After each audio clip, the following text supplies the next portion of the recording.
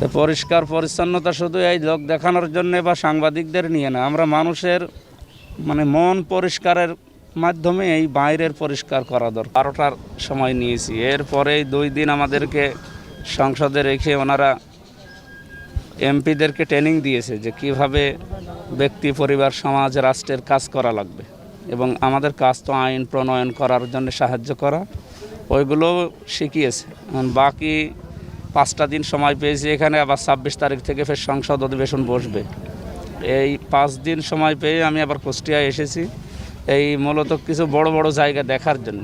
এগুলো যে আবার রিপোর্ট করা লাগবে, যে এটা তো এখন স্বাস্থ্য মন্ত্রণালয়ের আন্ডারে, শিক্ষার ওইটা দেখব। এরপরে আরও যে সমস্ত বিভাগগুলো আছে, কয়েকটা 15টা বিভাগের দায়িত্ব আমি কালকে শুনেছি, আমি 4-5টা হয়তো নিজে জানাবো।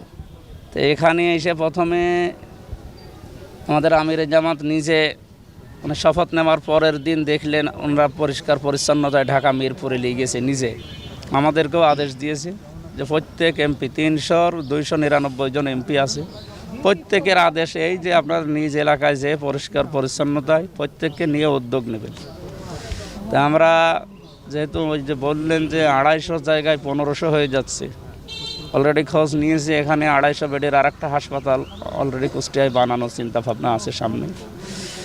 এরপরে আমাদের কুষ্টিয়া বিশ্ববিদ্যালয় মেডিকেল কলেজ হওয়ার জন্য পাশে জায়গা অনেক অ্যাকোয়ার করা আছে, এগুলো নিয়ে শিক্ষা মন্ত্রণালয়ে আমি যাব দেখি কয়েকদিনের ভেতরে।